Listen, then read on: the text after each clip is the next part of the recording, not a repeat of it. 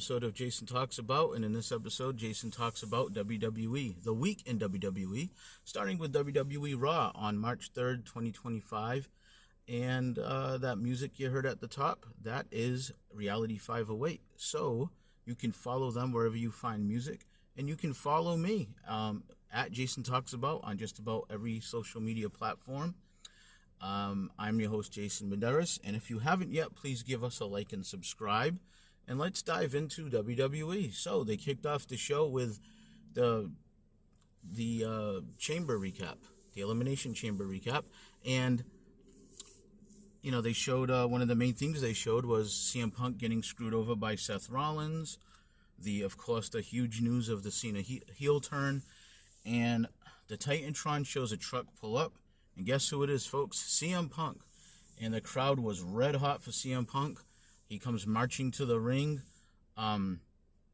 His music hits. They follow him all the way through Gorilla, those new camera shots they've been doing on Raw.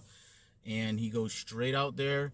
He gets on the announcer's desk. He's pissed off. He throws everything off the desk, kind of like he's going to put somebody through the table. He stands up there. And he says, I'm going to get canceled off Netflix. I'm going to get us canceled off Netflix tonight. Now, I'm going to paraphrase because he covered a lot of stuff here. He says, I'm here to address my enemies. Give me a name. So the fans start to call out names, The Rock, Cena. And he says, he calls out The Rock. He says, Dwayne, you're a bald fraud. And you're having a midlife crisis. He started mocking the thing that The Rock does with the goosebumps where he slaps his arm when he comes out, and he talks about how The Rock walks around with a fake title, and he says, Cena, I see through you. I've seen through you for a long time, and you stole a match from me that you didn't even qualify in. And he says, you've been selling these kids bullshit for years, and you're both bald frauds.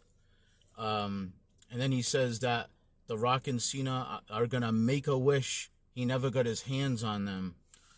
And then he starts to address Seth Rollins, and he says, hey, Becky Lynch, you better come get your man before I put him in a wheelchair. Then we get the Seth Rollins music hitting, okay? Punk doesn't wait. He just runs right at Rollins, right at the entranceway. They get into a big, huge brawl. Security and officials and Adam Pearce are out there. They're trying to separate them. There's big holy shit chants. This is awesome chants. Huge pull apart. They kept going back and forth at each other. This lasted for a while. It was a cool way to kick off the show. CM Punk was fired up. It was one of his best promos since he's been back, I think. And good way to kick off the show. We go back to the Judgment Day backstage area. Finn Balor still not happy with them. He's still saying no new members, which of course is going to lead to a new member and probably him getting kicked out. Finn says he's going to deal with Braun Breaker later tonight because Braun Breaker embarrassed all of them last week. So they're still teasing the dissension. And in the background, you could see a little tease of some merchandise of the Demon, Finn Balor. So that's definitely going to be happening. So I hope so. The Finn Balor character is very stale. And resurrecting the Demon would probably be a really good idea at this point. And then we had Otis versus Gunther, non-title. I was kind of surprised at this match. But he's been kind of just running through, he ran through Tozawa last week. So I guess it's the story is he's just going to embarrass the whole Alpha Academy. I did write, though, that this match was semi-competitive. Otis did get in some stuff and... he's a big, powerful, strong guy, so I wouldn't expect Gunther to mow him down as easily as Tozawa. So, there was a little back and forth there, and Otis did get some offense in, but ultimately Gunther won with a powerbomb, which was very impressive. And then after the bell, he slapped the sleeper on. Gunther did slap the sleeper on Otis. And then Tozawa tried to save Otis by jumping on his back, and... Gunther just kind of flipped Tozawa off of him, grabbed him, and powerbombed him onto Otis. And then before he could do more damage, Jey Uso made the save. Jey Uso ran in, and Gunther kind of scurried out. And then Theory and Waller both attacked Jey Uso, and Jey Uso managed to fight both of them off. And then Gunther was able to slink back in from behind, I'm trying to say, and slap the sleeper on Jey Uso and put him out. So, lots of action to start off the show. Kathy's in the back with AJ Styles.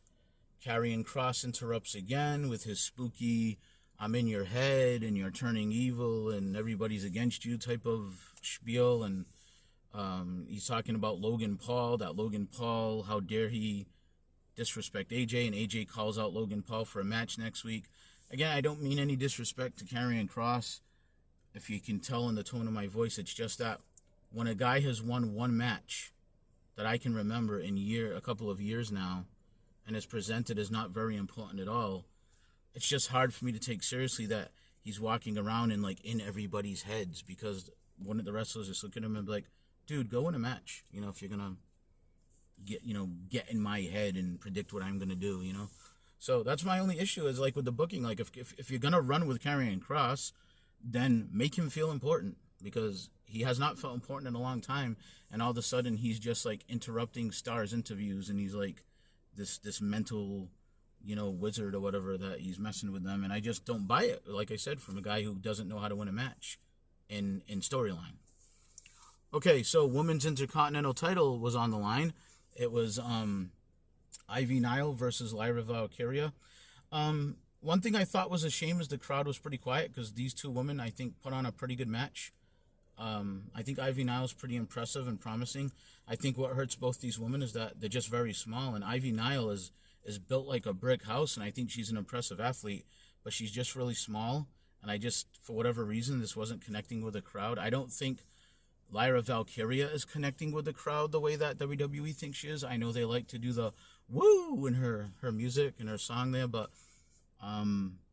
she just, I don't know. I like the crowd was very quiet for this, and the crowd isn't that quiet nowadays for WWE stuff, so I'd be a little concerned about that. Lyra did win with the Nightwing, and I think it was a solid match. Kathy Kelly is in the back with Rollins, and he wants to fight Punk again, and Pierce interrupts, and he's all pissed off at Rollins, and they're going back and forth. And he tells Rollins, you better, give me Punk, because I'm going to finish this once and for all. And then Pierce says, all right, next week, Madison Square Garden in the cage, in a steel cage, finish it. And Seth says, I think, I will, or whatever. And Pierce walks away, and Seth looks happy. And I think he mentioned in that middle of all that, Pierce did that Punk was removed from the building already or something. So, all right, and then we go to Ludwig Kaiser did an in-ring promo. I didn't pay too much attention to this, but then Penta did run in, and they got into a fight, and Penta dove on him, and that was kind of that.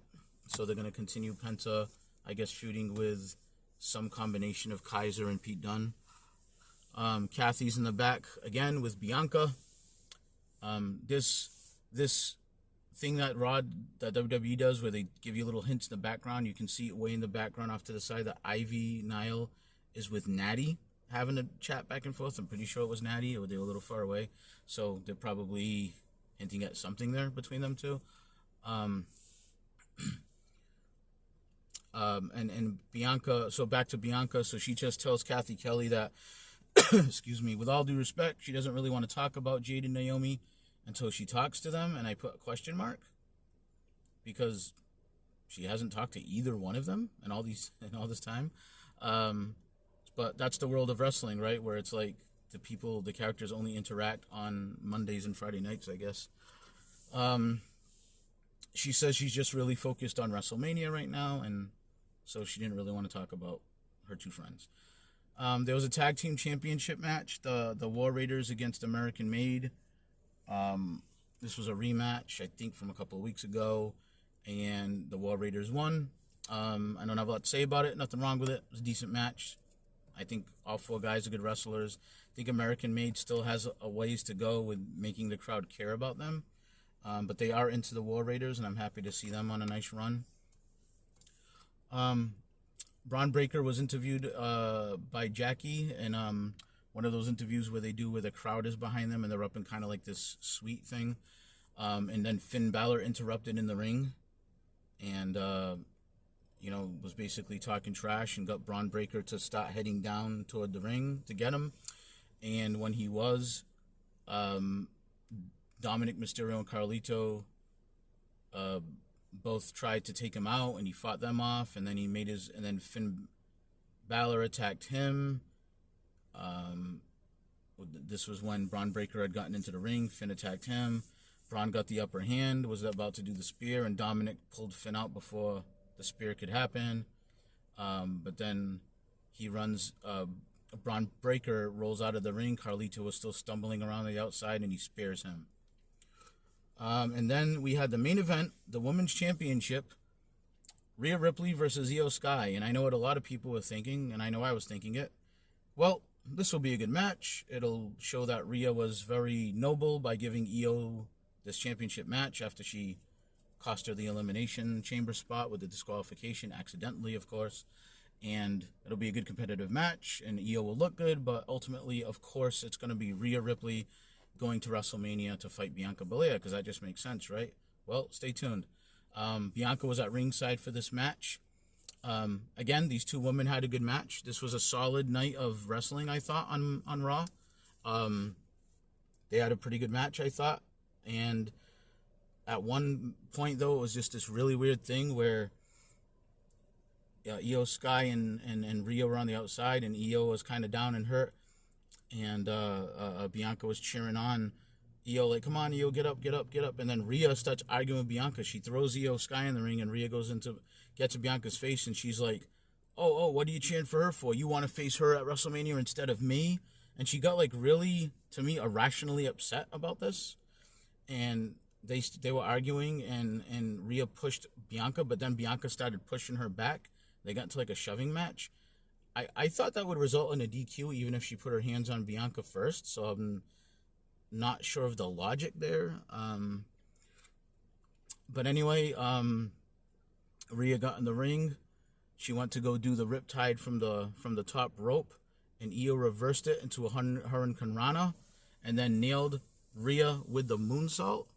And 1, 2, 3, Io Sky is your new world champion, and she's heading to WrestleMania to face Bianca Belair. Now, I gotta say, I did not see that coming.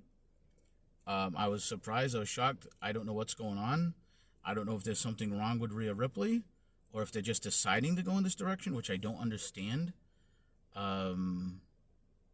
So yeah, I don't know. WWE has done a couple of few surprising things here in the last couple of weeks. I just don't understand this move. I don't mean to sound like I'm trashing Io Sky, but to me, like, the Bianca Rhea thing seemed to make so much sense. Two big, powerful women, very well-known names, and I thought it was going to make for an intriguing match. But I don't know. I mean, things could still happen. We still have, I think, 40-something days to go or something like that. But so stay tuned. I mean, it's been an interesting road to WrestleMania with a lot of twists and turns. So that was Monday Night Raw. Please like and subscribe while I pull up my notes from Smackdown. And we will get into WWE Smackdown on March 7th, 2025. The first thing they show is the whole catwalk of, everybody walking in like they do with the NBA games. And one of the guys walking in was Drew McIntyre, and they show him walking in. And he suddenly starts running and, boom, takes out Damian Priest, who was, I think, on his cell phone not looking. And he was kind of saying, what did you think was going to happen? And, just starts beating on Priest and lays him out and leaves him laying in a heap. Tiffany Stratton defeated Piper Niven in a match with the prettiest moonsault ever. And after that, the match, Charlotte attacked her and gave her the chop block and put her in the figure 8. I'm still a little off with the Tiffy character. She still seems kind of heelish to me with, like, the way she talks and acts, but she's clearly, the fans are into her, and she's not really doing anything heelish wrestling wise. I just think they need to work on her character. Just my opinion. She still comes off to me as a little kind of like a bitchy, snobby heel. Then they had a match, a triple threat match with Los Garza, the Machine Guns, and Pretty Deadly. I gotta say, no offense to any of these guys. I especially like Los Garza. I think that they're underrated. The Machine Guns have been around a while. I like them. Pretty Deadly, I don't really have a strong opinion of. This was a number one contender match, and I just want to say what I started to say was no disrespect to these teams, but they've all interacted a lot with each other, and I'm just kind of like, with this whole deal. And here's the thing, Pretty Deadly won. And that was the team that I thought probably shouldn't win. So I think they're selling them as baby faces, which is weird. It's strange to me, and it's going to be them in DIY, I guess. Yeah, the tag division stuff right now is very stale to me, at least on Smackdown, I guess. And Smackdown has that challenge of being 3 hours, and I really think it's hurting it. So Bianca came out. It was the big moment of the show that we've been waiting for. Comes out to do an in-ring promo. And when I say what we were waiting for is because, I think we were all pretty sure she was going to call out Jade or Naomi or one or the other or whatever, and that's exactly what happened here. So she comes out, says that she should be happy, but she's not. First of all, she says she should be happy because she won the chamber. She's going to WrestleMania, but she's not really happy because her friends have been fighting, and she's very emotional. She did a good acting job here. And she talks about how neither are talking to me. So maybe that answers my question from the Monday Night Raw review, that how has she not talked to them? Well, neither one of them answering her. Again, I just don't know why. Like, why do they have to wait till Friday night in front of everybody to hash this out? But I guess we wouldn't have a show if they did that. So anyway, she calls out Naomi. And Naomi comes out. And she's got a glittery neck brace on from getting beat up by Jade. And she says, look, I know what it looks like, but it's not what it looks like. And she's like, just think about it. Who had your back? Now, this is Naomi speaking. I should have clarified. It's not what it looks like. Who had your back? She's trying to kind of talk around this thing. And Bianca tells her, stop. Did you attack Jade? Yes or no? And then she's like, you want to know how I feel about Jade? She piggybacked off you. I was pushed to the side. She's emotional. I mean, these girls did a good acting job. I mean, there was tears. So good acting job. And I'm paraphrasing here. It went on for a little while, but then, Bianca finally said, and I believe she said Trinity, Naomi's real name, said, stop it.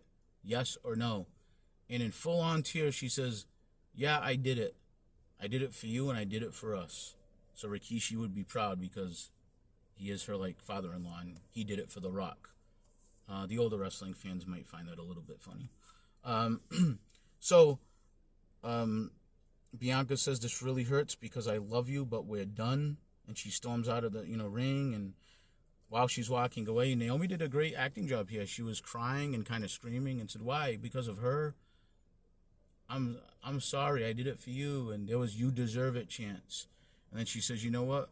You know what I should have done? I should have pushed her harder, and I should have done it sooner. And she says, you ungrateful bitch. And then an SUV pulls up, so good thing Jade Cargill knew exactly when this segment was ending. And she pulls up in an SUV, and she storms, through Gorilla to the ring. She kind of stops, side-eyes Bianca, so they're still planting that doubt of, she thinks maybe Bianca had something to do with it. And she attacks Naomi, and the security guards break the whole thing up, and Bianca's just looking on from way back in the entranceway, kind of not knowing what to do. Then we had Drew McIntyre was in the back after that with I don't want to just blow by that segment. I want to say I thought that was a very good segment. I thought the three women it was really Jay just came in to attack at the end, but the two women did a great job. I thought Naomi's acting, I know a lot of people don't like that word associated with wrestling, but they are acting through some of it. And I thought her acting was very good. And I thought both of them, like I said, with the real tears and everything, it was good. It packed an emotional punch, even though the story was predictable. Sometimes things are still good when they're predictable. And again, intrigue going to WrestleMania. Bianca's fighting Io Sky. That's already was a little puzzling to me, kind of sidelining Rhea. But stay tuned. Who knows? And then you've got this whole friend triangle thing going on. So I'm intrigued. WWE has been on top of their game storyline-wise. I mean, yeah, they're not perfect, and sometimes there's a little logic things that I poke fun of, but, it is pro wrestling. It's not Shakespeare. Okay, so Drew's in the back with Byron Saxton, and he's asking him about John Cena. He says, "Oh, am I surprised about Cena?" He says, "Not at all. I've basically saying that what he was supposed to say. I always knew he was no good or whatever." And then he says that Damian Priest took his last chance at the title, and at getting a shot at WrestleMania. So now he's got nothing left to give but violence. So I guess we're going to be seeing kind of an unhinged Drew McIntyre. Lex Luger was on I think it might have been a YouTube show, I'm not sure, but it was with DDP, who's been helping him out to rehabilitate his body. For those of you that don't know, Lex Luger's been in a wheelchair and he's struggling to kind of stand up and walk nowadays and stuff, and I guess DDP's been really working with him. And Cody Rhodes dropped in on this and surprised Lex Luger and offered him a spot in the Hall of Fame. And Lex Luger did stand up, get up out of that wheelchair and hug Cody. So that was a really nice moment to see them doing that for Lex Luger. Byron was now with Charlotte, and she was just talking trash about how she's the queen and everybody's going to bow down. And then, of all people, B-Fab interrupted and said, "I don't know if you know how things are now on Smackdown, and, you've been gone a while and blah, blah, blah." But Charlotte kind of put her in her place and said, "You are going to bow down, and next week in Barcelona, Spain, they're going to have a match." Look, if you listen to this, I think B-Fab has promise. I think she still needs some polish, however. And it was just kind of funny seeing her character, like, talking that kind of strong trash to Charlotte. But, okay, I mean, it's interesting. It's different. It's different. I'll give it that. So, Charlotte's going to fight B-Fab. I no doubt that's going to be a win on the road to WrestleMania. But I don't know. Maybe I shouldn't say no doubt, because WWE's been, very unpredictable lately. Braun Strowman fought Solo Sikoa. I was a little intrigued by this match. I thought it was a decent, just big man match. Solo's not the biggest guy, but he definitely wrestles that kind of brute power style. And Braun looked like he had it wrapped up. He power slammed Solo, and Tama Tonga ran in and broke up the pin. They broke up the pin, causing a disqualification. And Braun was basically trying to fight both of them off, and Fatu's music hit, and here comes Jacob Fatu. And him and Braun Strowman end up brawling all over ringside, through the crowd, and then into what they're calling the tech area. And they fought on top of those big, huge, you call them rolling crates that they transport stuff in. And there was conveniently just a couple of tables set up with tablecloths right next to them.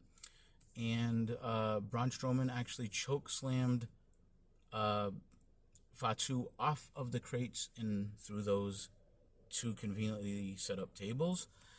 Jacob Fatu ends up getting up on his own power, which they made a point to put over. And so I guess we're going to be getting more of Braun and Fatu.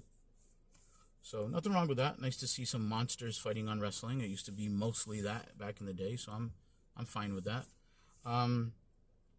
Michin fought Chelsea Green in a street fight. I didn't watch a lot of this. I don't really like street fights. If you listen to this, I think very rarely are they really good. And I'm kind of all set with Michin and Chelsea fighting, to be honest. Chelsea Green, nice touch. She was in Cactus Jack gear, and Michin was in Eagles gear. And Michin was pinning. So basically, Michin had this match won. She was pinning Chelsea, and then a hooded figure pulled her off and made the save before the 3 count, and it was Alba Fire. So they let go of Alba Fire's Isla Dawn, her partner, which I think was a shame. I thought they had some promise together, and they're calling her the new Secret Hervis agent because, I guess because Piper was taken out earlier in the show and Chelsea was complaining about having more Secret Service staff. Okay, now here's where I gotta be consistent because we pick on AEW. Chelsea Green gives Michin the Canadian Destroyer onto steel chairs and then pins her. Now, you know where I'm probably going with this. Randy Orton was on the show for a long time. Cody Rhodes was all messed up and couldn't get cleared. And Sami Zayn, they're acting like his career might be over because Kevin Owens has been doing pile drivers and or packaged pile drivers / whatever to these guys. Just regular packaged pile drivers or pile driver. Now, I'm not opposed to getting that move over. And they're mentioning how the pile driver was banned for a long time. But here's the issue.